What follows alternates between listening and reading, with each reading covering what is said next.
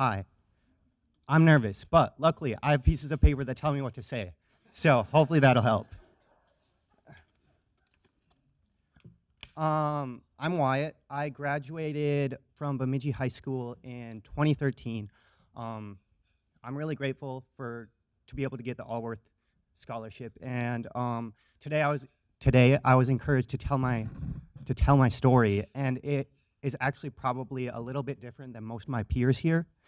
I was a decent student in high school, seeing as how I got this award and everything. But then when I got to college, everything started to kind of go downhill.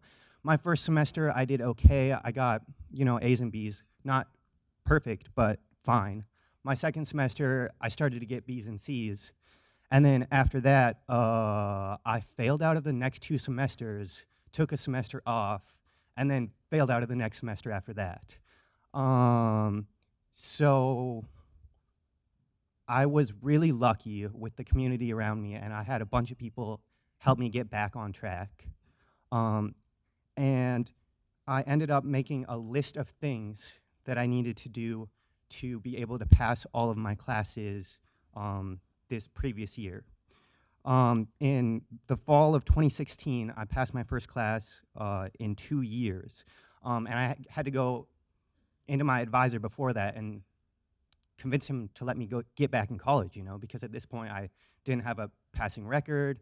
It wasn't good. So I had 4 things, and they were this: 1, never skip a class; 2, read your textbook before your class on what we were going to cover that day; 3, do all of your homework, even the stuff that's not graded; and 4, if you don't understand something, ask your professor about it. And I'm going to go through this list and break it down point by point, and this is stuff that I wish I had known coming into college, and I'm going to try and explain how I thought about it. So the first point is super obvious: don't skip class. Everyone said that, It's so easy. 250 kids in the class. This stuff is boring. You've heard it before in high school. You skip one class, and then you don't want to go to the next class because, hey, you skipped one and it's fine.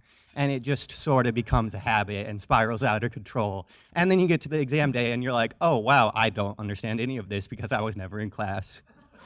The second point, read the textbook. That's been brought up by my peers as well. And that's something I never really understood in high school because in high school your teachers have the time and the patience to be able to explain all of the material to you step by step. And then their homeworks and exams are on the stuff that they explain to you. And in college, a lot of the times you only have 1 hour, 3 days a week to go through an entire class worth of material. And it's simply not feasible for the professor to be able to explain everything to you.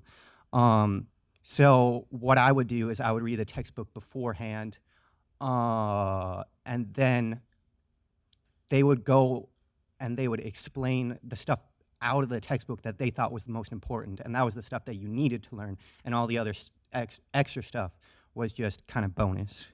The third point is do all your homework, preferably with friends. Again, it's something that's pretty easy, seems obvious, but it's something that I didn't really do because a lot of my homework assignments in college weren't graded. They said, hey, here's your homework, do it, but we're not going to take it in and grade it because we're assuming that you're a good enough student to do it by yourself. So that's something, just tell your students, do your homework, even if it's not assigned. And a lot of the times, no homework will be assigned in certain classes, but you've got your textbook, and there's probably problems in that. So at least do a couple of problems out of every section so that you know that you understand the material. Also, if you have friends with you, it's a lot easier to motivate yourself to do it because doing stuff by yourself is kind of boring and tedious, but if you've got friends, at least they'll keep you honest, and it'll be a little bit more fun. My paper's stuck. Ha, I got it. The fourth point is similarly basic. Ask for help if you don't understand something. And in high school, a lot of the times you'd have you'd have time at the end of class, 15 minutes in class to do your homework assignments. And if you didn't understand something, you could talk to your teacher right there, say, hey, I don't understand this, please help. And in college, all of your homework is done by yourself in your own time. So if you don't understand something, you have to actually make a point to go into office hours and ask about it. And as a student, I've had this strange idea that if I had to ask about something, that it meant that I was dumb or stupid. And that's not the truth at all. I mean, nobody understands anything on the first time. And that's what the office hours are for, is for your professor to be able to explain things that you didn't quite grasp in the lecture. And if you're doing homework with your friends, it's so much easier to ask questions because a lot of times they'll know it.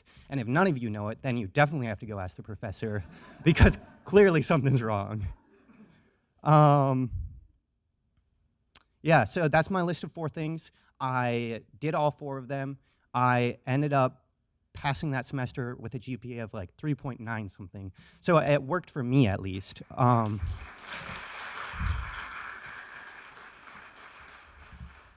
Thank you. And so I think if any student follows those 4 things, a lot of the times that seems like a lot, like reading your textbook before, doing all of your homework, going to every class. It seems almost over the top to a new college student, but I think if any student does all 4 of those steps, they'll at least pass every class and probably do quite a bit better than that. And then one more time, I'd like to thank the Alworth committee. I probably still wouldn't be in college if it wasn't for you guys here. So thank you very much.